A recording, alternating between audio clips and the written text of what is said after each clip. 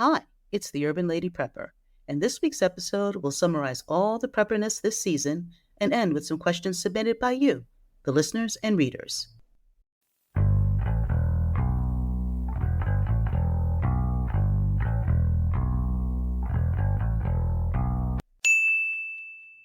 Welcome to my 20th episode and the end of Season 2. There are literally millions of podcasts, but 94% of them fail, most never making it past 3 episodes. So to still be here with 20 and growing makes me more excited to keep delving into the world of prepping with you. Also, I will have reached 2,000 downloads by the time you hear this. Reaching that milestone generally takes a podcast about a year or two, so I'm very grateful to everyone who follows, listens, downloads, and shares, allowing me to reach that mark in under 4 months. Thank you. My YouTube channel is finally live. My weekly podcast will be there, along with older podcast episodes and some exclusive content. It's a little bare right now, but yes, I'm going to say it. Like and subscribe so you can be advised when new videos are available. So, what did we discuss in Season 2? Well, we started with Conquer Chaos, Maximize Preparedness, my guide to organizing your preps. This provided tips and ideas for managing your growing stash. I recommended keeping your bug-out bag easily accessible and not buried in the back of a closet, which is not going to help you if you need to get out quickly. Be mindful of any medications that you have, especially those in bug-out bags or first aid kits, to ensure they're up to date. Also, check any car kits to make sure they haven't expired or just gotten gross over the summer. Keep your prepper-related items together throughout the year. It's a little time-consuming and tempting not to be thorough, but especially in an emergency, you don't want to be in the position of having the propane heater, then having no idea where you put the propane tanks. For food preps, I recommended 3.5-gallon BPA-free gamma lid buckets, as they would be easier for the ladies and the kiddos to lift than the typical 5-gallon ones, and will take up less space. I also advised what staples you may want to have in them, and to make sure that you have oxygen absorbers. Dig out that food saver you got a few Christmases ago to vacuum seal mason jars. I also mentioned canning and dehydration. The most important thing to help you manage all of that is a checklist. A checklist will help keep tabs on your stash, not only of what you have, but also when you purchase them, so you know how to rotate them out under the first in, first out principle of consuming your oldest items first. It also ensures that you won't over or underbuy, helping you stick to your budget and making sure that you don't have too much or too little of anything. I added that checklists aren't just for food, but for your non-food prepper items as well. Lastly, I advised my SimSifs, single moms and single females, to learn to love their calendars and use them to remember monthly and yearly tasks, so you don't stress out about them when you realize the date has passed. We ladies have a lot of minutiae to remember over the course of a day, and getting into the habit of scheduling mundane but important tasks keeps them timely and not something else you have to remember. The next episode was to bug in or bug out, should you stay or should you go? This centered around one of the most contentious topics in prepperdom, whether you should shelter in place or immediately get out on the road when disaster strikes. I said there is no one-size-fits-all answer, but I recommended to my SimSifs that it's best to secure your home as much as possible and make bugging out your last option. But also to consider the nature of the threat, if your home can withstand it, how prepared you are, whether you've been ordered to evacuate, and your personal circumstances, because not everyone can bug out. And of course, I mentioned the most important reason why women might not want to bug out unless they absolutely have to, and that's our safety, especially if we have kids. Because as I've stated, a man bugging out is really not fearful of much, but we ladies know how just going about our daily routines can be dangerous. So we can only imagine how much our safety will be at stake if we're bugging out during a disaster, or even worse, an SHTF situation. I also went into a bit of a pep talk advising that it's so important to make these preparations now, and not do it out of fear or despair, but out of the need to be a leader, not only for yourself, but for any kids you may have and anyone that might look to you for guidance. Even if you feel like you're only doing the bare minimum, it's more than most, and be proud of yourself for the efforts that you're making. The next episode was soybeans and solar panels, the decline of farming and its impact on our plates. This was a deep dive into how our farmlands are disappearing. Some are abandoned, some are being replaced by solar panels and single crops such as corn and soybeans. These crops are more for industries such as fuel, animal feed, and export rather than to feed us, and how billionaires are buying up farmlands. Both are problems.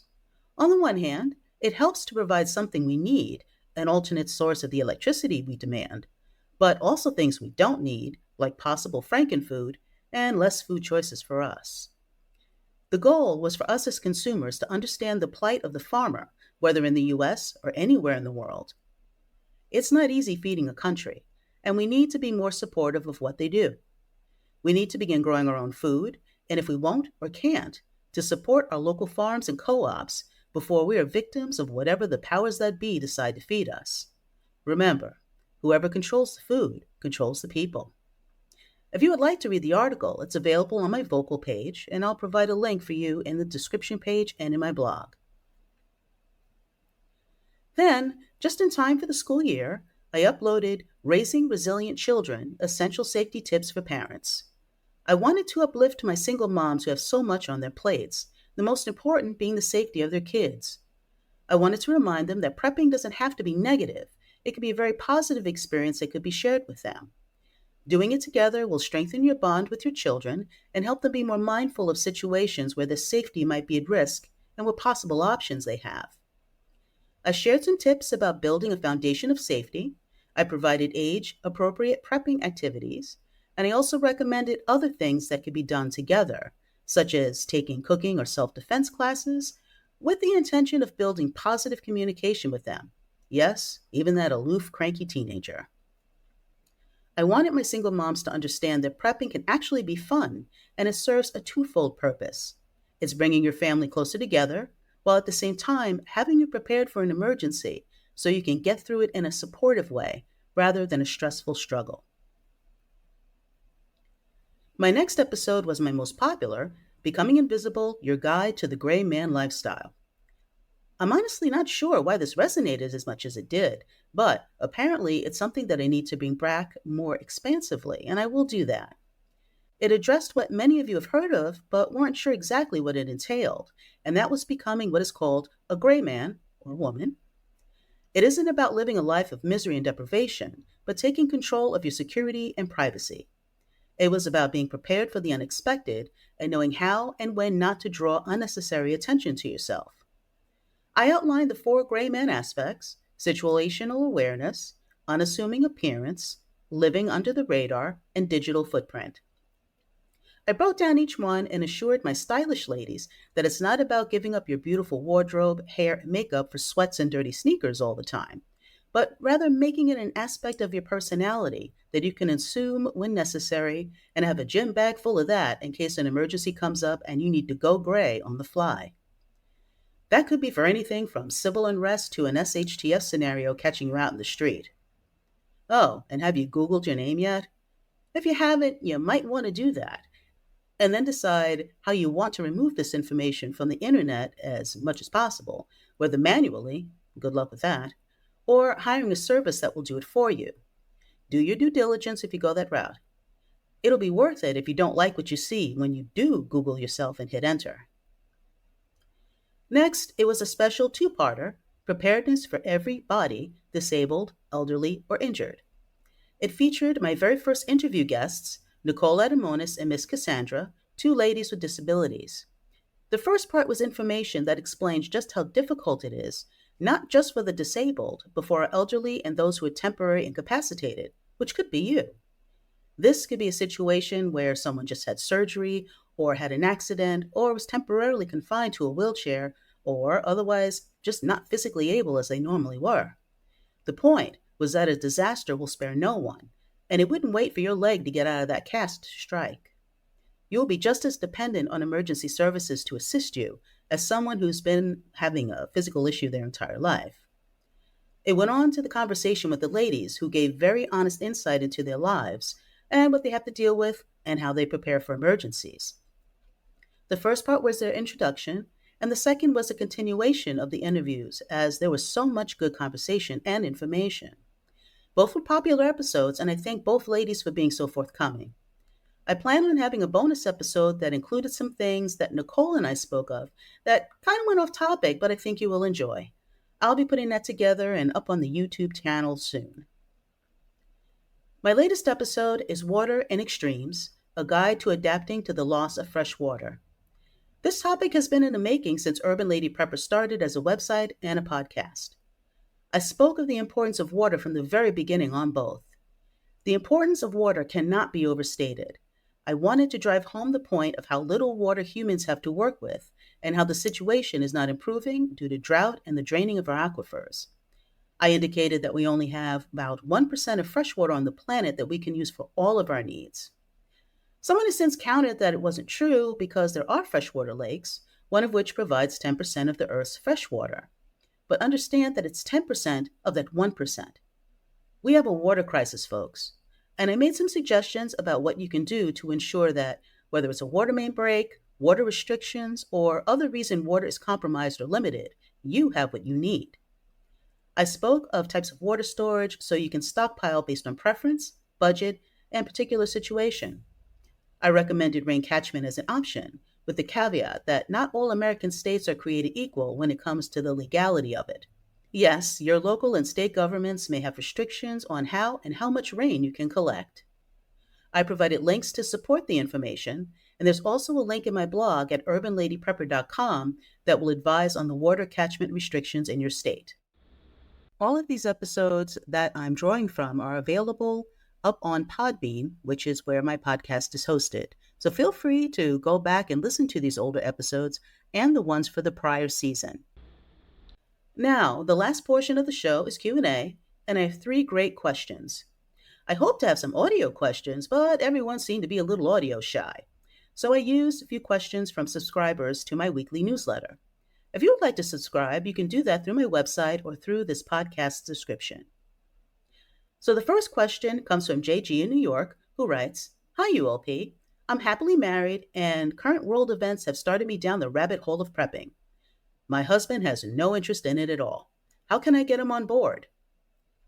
Well, thanks, JG. That is an excellent question, and one I've actually gotten more than once. It's hard when one half of a couple is into something and the other isn't, and prepping is no exception. Hopefully, there is a compromise in letting that half of the couple do their thing. However, prepper requires space and a budget because there are things that you're going to want, such as a power station or maybe even a generator if you've never had one. So, for the partner that's not into it, it's always a good idea to sit them down and address it just like any other important family subject and explain how this is something that's important to you. It's something that you want to do to help protect the family, and you want to be able to discuss the financial aspect of it so that you both plan accordingly and that they understand the what and the why. I further suggest is to do prepper things and explain why you're doing them. They may be intrigued enough to get involved, or at least start asking some questions. Sometimes folks have just been turned off by prepping because they've seen the really hardcore over the top folks, or they've come across some extremist videos that may have turned them off. So your mission is to show them that it's not about that level of intensity.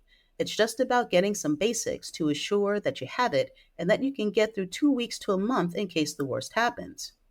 If you're watching the news or a video that shows the need for preparedness, ask them to watch it with you. But even for someone really enthusiastic about prepping, my recommendations remain the same: to take it slow, don't blow out your budget, and start with water and food because those really are the 2 most important things. And starting from that level is not too intimidating and clearly practical. Thank you, JG, for the question. My next question comes from CJ in Georgia, and he asks, "What do you recommend for someone who lives in a trailer and in a tornado zone?" I've been lucky so far, but do you have any suggestions? Thanks, CJ, for writing. Well, the best recommendation is to avoid living in a trailer in a tornado or flood-prone area if at all possible. However, you must stay on top of the weather if you don't have that option. Make sure you have an NOAA crank radio and that you've signed up for all alerts. Have a tornado kit ready if you don't have enough time to leave and will hunker down in the tub or interior room. which, even in a trailer, is still the best option. Your kit should have blankets, at least one flashlight, water, shoes, a first aid kit, and helmets if you have them. Grab your phone, keys, wallet, and a portable charger for your phone. But if you have enough warning and you're able to get out of there, just make sure that your go bags are ready so you can just grab them, get in your car, and go. If a tornado is heading your way, you'd be better off getting in the car and driving in the opposite direction rather than staying in a trailer and basically being a sitting duck. The most important thing, though, is to not take chances. If the weather's getting severe and there's a tornado chance, you may opt to take your bug out bag and sit it out somewhere else until the threat is past, rather than be in the trailer and then have to beat feet out of there at the last minute. And by then, it may be too late. Thanks, CJ. I hope that helps. Jen from Florida asks, what do you think about relocating due to climate change? Oddly enough, I'm about to post a blog on that this coming week. Moving based on the threat of natural disasters is becoming a thing. For those who live in a high-risk area and are considering leaving, go for it, but you have some extra homework if you're ready to do that. You need to research where you're considering going and whether you will exchange one risk for another. Also, you'll have to deal with any lifestyle changes that may bring. For example, you're in Florida and may be tired of the extreme weather and high insurance costs, and now you're considering Colorado. Okay, Florida girl, are you ready for a Colorado winter? Is your doomsday concern the Yellowstone supervolcano? If you'd answered no and yes, then that might not be the move for you. Also, from a prepping standpoint, will you have room for your preps? What restrictions on prepping activity, such as rain catchment or land use, are in place? If you plan on having chickens, would that be allowed? Will you have enough room to grow food, and are there any weird rules about that? No place is 100% immune to natural disasters or extreme weather like blizzards, so it comes down to which you feel the most comfortable living with. A while back, I saw a news piece that named the town indicated to be the safest from climate change, and it's in New England, I believe Maine. So again, are you willing to trade your balmy weather to bone-chilling cold and snow? It's something to consider. Moving is a headache and a huge decision, so doing these things will help you pick the best location for you. I hope that helps, and good luck, Jen. Thanks to JG, CJ, and Jen for their questions. If any of you listeners have questions, send them through the socials and I'll do another segment. I hope you've learned some new things about prepping, what's happening with our planet, and how it affects you directly. I also hope that you're ready to make the changes needed to be more prepared. Next week starts Season 3, and I'm starting off with another two-part interview. This time it's with Gary and Hannah of the Eye Opener Society. We had a great conversation about being mindful of what's in the food we spend our hard-earned money on, detoxing, and mental preparation, which are vital for prepping and daily living. Hannah is also mom to a toddler, and she shares how she navigates his special dietary needs, handles traveling with him, and how she fought to be where she is today. As always, thanks for listening. Until next time, this is the Urban Lady Prepper signing off. I hope that I've given you some things to think about as you go through the upcoming week. I upload a new podcast every Saturday evening, U.S. Eastern Standard Time. Visit my website, urbanladyprepper.com, where I post a new blog every Wednesday and Friday. While there, sign up for my weekly newsletter, which contains information that usually isn't on the podcast or website, and share your support with a donation or buy some Urban Lady Prepper gear. It helps me continue to grow and provide even more content. Join me on the socials. I look forward to hearing from you. Ladies, stay safe, stay sharp, and be ready. You can